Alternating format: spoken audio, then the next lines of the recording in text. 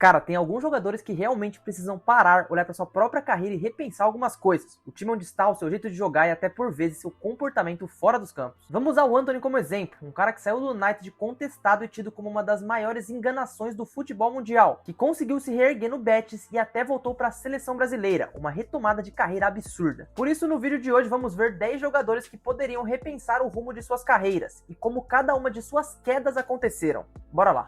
Para iniciar, só para deixar claro que esse vídeo é a minha opinião e você pode discordar. Inclusive, encorajo você, se acreditar que tá faltando algum 9, a trazer aqui nos comentários, pra gente poder discutir aqui sobre outros jogadores. E eu tenho que falar aqui que todos os casos que estão nesse vídeo são diferentes, uns maiores e outros menores, mas todos, em algum momento de suas carreiras, demonstraram muito bom futebol. E para começar, o primeiro que eu trouxe não tem como não ser o João Félix. No caso dele, inclusive, isso já não é de hoje e a gente pode até trazer uma linha do tempo. Félix era uma promessa muito grande da base do Benfica, onde na temporada 18-19 despontou com 20 gols e 11 assistências em 43 jogos. Chamou a atenção do mundo, mas o valor pago foi absurdo. 127 milhões de euros o levaram para o Atlético de Madrid, sendo até hoje a quinta contratação mais cara da história do futebol. E aí você pode dizer que essa mudança foi errada, que o Simeone não usava ele da forma correta, e eu concordo, mas o que vem depois daí é ainda pior. Dali começou uma sequência de empréstimos. Para o Chelsea por 6 meses, onde teve desempenho razoável. Depois para o Barcelona, onde até era útil, mas apenas um jogador de elenco. Até que o próprio Chelsea pagou absurdos 52 milhões de euros em mais uma transferência do jogador. E conhecendo o Chelsea, você sabe o que aconteceu, né? Eles têm quase 50 jogadores no elenco, então é óbvio que, como a maioria, ele seria emprestado. Foi aí que veio o Milan, onde ele até começou razoavelmente bem, mas ao final de mais uma temporada teve de novo um desempenho considerado abaixo e não teve seu empréstimo renovado. Uma cena marcante desse último clube foi a polêmica com Kyle Walker, que o disse para passar a bola, já que ele não era o Messi. E o João Félix ainda teve momentos controversos na seleção, contando principalmente com o pênalti perdido que gerou a eliminação de Portugal na última Eurocopa. Gente, 25 anos, 5 clubes diferentes e digamos que ele só foi bem no primeiro?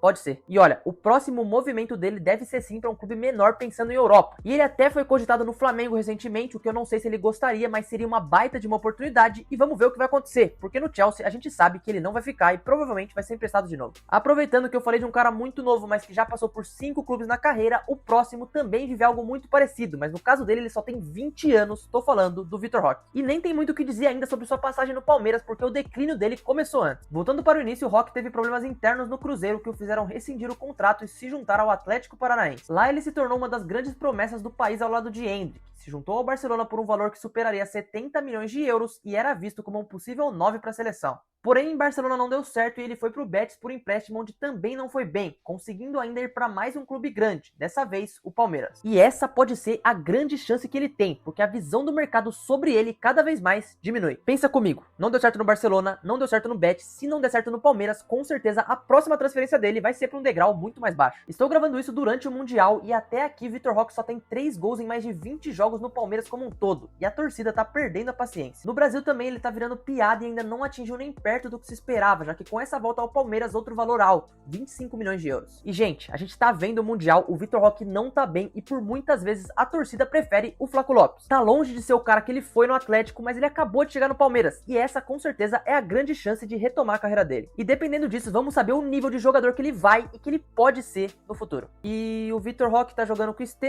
o Estevão vai pro Chelsea, então vamos falar de mais jogadores do Chelsea. Faz sentido?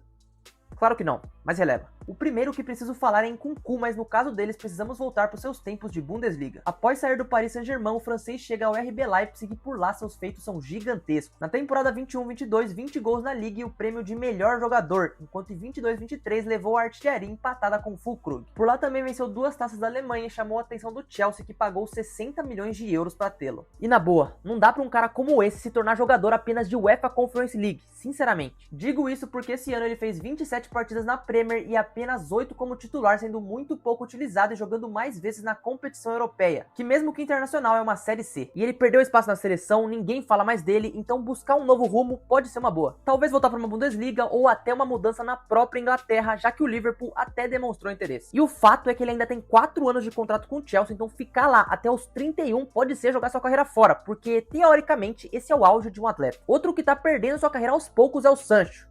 Mas esse nem é do Chelsea diretamente. E o caso desse já é conhecido. Outro que foi pro Manchester United, morreu pro futebol e depois voltou a jogar bem em outro clube por empréstimo, o que poderia ser repetido em Londres. Na sua volta ao Borussia emprestado em 2023-24, ele foi muito bem. Esteve com o time na final da Champions e não teve seu comportamento como manchete. Mas o Sancho realmente é um cara não muito bom de grupo. Voltou a ter problemas esse ano no empréstimo nos Blues e fechou a temporada com incríveis 42 jogos e apenas 5 gols. Só que pra mim fica uma dúvida sincera, pra onde que o Sancho vai agora? Porque no United a gente já sabe que ele não vai ficar. O próprio Chelsea tinha a opção de compra, mas optou por pagar 5 milhões de libras para enviar de volta, e seu destino é incerto. O que eu acho é que, tirando o Borussia, nenhum clube nem da segunda prateleira vai querer ele agora. Até se tem notícias de um possível interesse da Juventus, o que seria para ele cair para cima na carreira, mas ele pode acabar caindo num Fenerbahçe ou talvez no Villarreal, o que seria, pro potencial que ele tinha, algo bem triste. Eu realmente não sei o que eu faria, mas sair da Inglaterra parece uma coisa que tem que acontecer. Pode ser voltando para Alemanha, para uma França ou para uma Itália, eu não sei. E tem que melhorar seu convívio no elenco também, tá? É o mínimo. E o último desse Chelsea é o Sterling, que por acaso nem estava no clube na última temporada, mas ele foi por empréstimo, então agora ele volta. Outro que esbarra no elenco gigantesco do clube, mas a verdade é que o Sterling já não joga há uns 2 anos. Nunca achei tudo isso, mas ele foi camisa 10 da Inglaterra em Copa do Mundo e com 30 anos desapareceu. Esse ano no Arsenal não completou nem 30 jogos e marcou apenas 1 gol. E pelo Chelsea no passado até conseguiu um 10-10, mas esses números vieram mesmo no início da temporada. E não é como se o Sterling já não tivesse jogado em 4 dos 6 grandes clubes da Inglaterra, mas sinceramente eu não duvido ele aparecer num Tottenham ou em um clube um pouco menor. Isso porque ele é inglês, conhece a Premier League e eu não imagino ele saindo, mas voltar para a seleção é algo que não dá para pensar. E a Inglaterra tá cheia de jogador assim, né? Superestimado. E por que será que isso acontece? Pode ser pelo dinheiro ou pode ser pela pressão, mas a verdade é que o mercado lá tá muito inflacionado. E o Mundial tá servindo pra gente ver isso. Alguns jogadores que valem 20, 30 milhões de euros não são tão melhores que os nossos aqui valendo nem 1 milhão. E essa comparação ainda piora se o cara for inglês. Usando esse gancho, vamos falar de Jack Grealish, o 10º mais caro jogador da história do futebol. E não me leve a mal, tá? Ele era muito bom no Aston Villa e até foi útil no City, mas o declínio é evidente. É meio injusto avaliar porque os gols nunca foram uma marca muito grande de sua carreira, então vamos olhar pelos minutos. Na temporada da Tríplice Coroa, Jack jogou por mais de 3.000 minutos, o que cai para pouco mais de 2.000 na passada, e nessa cai para 1.500 minutos. Tem um ponto?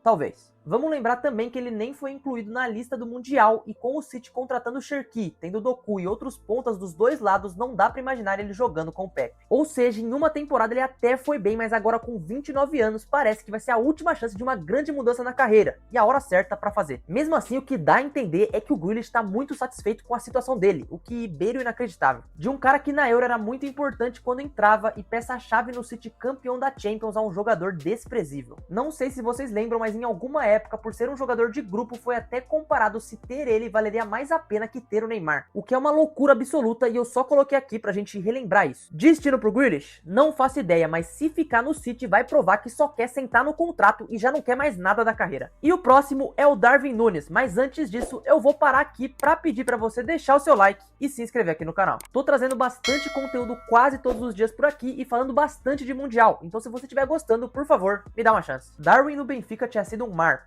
e a sua ida para os Reds claramente pareceu um pedido do Klopp. E em Portugal, seus números foram de 85 jogos, 48 gols e 16 assistências, chegando na Inglaterra na mesma época e competindo com o Erling Haaland no City. E a diferença foi grotesca, já que Haaland quebrou recorde atrás de recorde, enquanto Núñez nunca mais foi o mesmo, e sofreu bastante pressão da imprensa inglesa. E hoje, alguns anos depois, a realidade é que não rolou. Pode até se considerar que ele pegou os últimos anos do Klopp, mas com o Slot também, ele não rendeu nada. Nesse ano, por exemplo, iniciou apenas 8 partidas como titular na Premier, e apesar de ter seus momentos, é um jogador com suas deficiências. Fisicamente ótimo, não tem nem o que falar, mas tecnicamente ele peca em algumas coisas, e quem tá assistindo o Liverpool nesses últimos anos sabe do que eu tô falando. Pelo que teve de especulação e pelo que eu vejo sobre o Darwin Núñez, uma ida pro futebol italiano pode encaixar perfeitamente no seu estilo. Um futebol de mais força física, um cara que é forte, um cara que é rápido, então ele pode se encaixar bem lá. Mas vamos ver, porque no Liverpool eu acho que sair seria uma boa. Mas vamos sair da Inglaterra e pousar em outro país, na Espanha. E se eu te falar que o jogador é do Barcelona nessa temporada, você não acreditaria. Mas acredite, tem jogador que tá atrapalhando lá. Pô, e pra falar do Ronald Araújo, eu não consigo não lembrar quem ele era. tem entrevista do Vini falando que foi o melhor zagueiro que ele já tinha enfrentado, e durante anos ruins ele comandava a zaga do Barça. Mas agora ele desandou a fazer uma merda atrás da outra, principalmente na Champions, o que pesa ainda mais. No ano passado contra o PSG na volta teve um vermelho infantil e viu seu time ser eliminado, mas pra mim esse ano é ainda pior. O Barcelona muito provavelmente era o time mais carismático e pelo que apresentou merecia estar na final da Champions. Campanha incrível até que chega o confronto contra a Inter de Milão, que teve 2 jogaços, né, porque foram absurdos. No jogo da volta o Barcelona conseguiu o inacreditável resultado de virar o jogo, mas o Araújo falhou tanto no terceiro gol quanto no quarto, e é um dos principais responsáveis dessa queda dos culés. Hoje inclusive não tem nem vaga pra ele, os moleques desempenham muito mais, e se ele ficar no Barcelona, ele vai comer banco. E olha que por um momento eu vi muito potencial nele, tá? Mas agora eu já não sei pra onde ele pode cair, o Manchester United ou um clube italiano,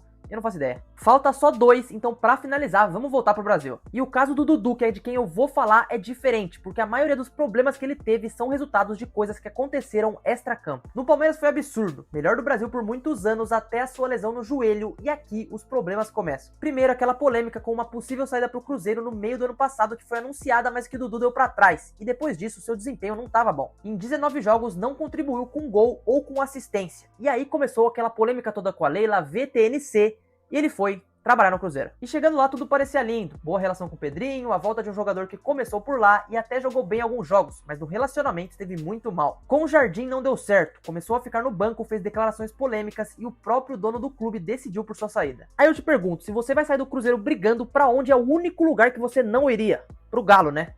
É exatamente pra onde ele foi. O contrato dele no Cruzeiro já foi real dadas as circunstâncias, conseguiu uma bela multa e no Atlético mais um clube grande investiu nele. Mas se não mostrar nada, não dá pra saber o que vai acontecer na sua carreira. O Dudu já não é mais nenhum garoto, 33 anos, então se não der certo no Galo, a próxima transferência deve ser pra um clube de segunda prateleira. Um Ceará, um Vitória, eu não sei, mas agora é a última chance. E por último, um dos caras que eu mais tento entender aqui no canal, o Neymar. E já tem vários vídeos aqui no canal falando dele, das lesões e de todo o resto. Mas gente, falta um ano pra Copa, agora ele renovou com o Santos, então o que ele precisa mesmo é jogar, e com frequência. Temos que lembrar que faz 2 anos que não vemos Neymar com sequência dentro de campo, já que fora dele ele sempre vira assunto. Nessa segunda passagem apenas 3 gols até agora. Óbvio que é muito diferente, mas aquela bola na mão contra o Botafogo, por exemplo, é pra tirar a torcida do sério. E o jeito que ele tratou o Santos até agora é inacreditável. Não dá pro cara falar que ele ia pro Fluminense no Mundial, e todas as outras falas que ele teve também, que foram muito ruins. Na minha opinião, boa decisão em ficar. Eu sei que ele tentou de tudo pra sair e provavelmente não conseguiu. Só que agora ele precisa jogar. O caso do Neymar é bem diferente dos demais, porque o que faz dele uma incógnita não é por ele estando em campo, mas justamente quando ele estará em campo. Sem dúvidas, o Ancelotti conta com ele pra Copa do Mundo, mas ele tem que chegar voando fisicamente, porque a gente precisa dele. Sigo acreditando no Neymar, acho ele nosso melhor jogador, mas como muita gente diz, tem coisas que ele precisa repensar. Será que compensa pra imagem dele ele aparecer tanto assim, faltando um ano pra Copa? Eu acho que não, mas se ele jogar, esse aspecto muda, então a gente precisa que ele esteja em campo o máximo possível nesses próximos, pelo menos, 6 meses. Nessa lista podemos ver diversas histórias de jogadores que precisam encontrar novos rumos, às vezes dentro do próprio clube, mas em vezes em novos ares. Neymar tem um caso diferente, ele precisa se recuperar consigo mesmo. Para os outros jogadores, exemplos não faltam. Disse na introdução do Antony, mas posso falar também do McTominay no Napoli. E uma dica, se for para encontrar um lugar organizado, não vá para o Manchester United.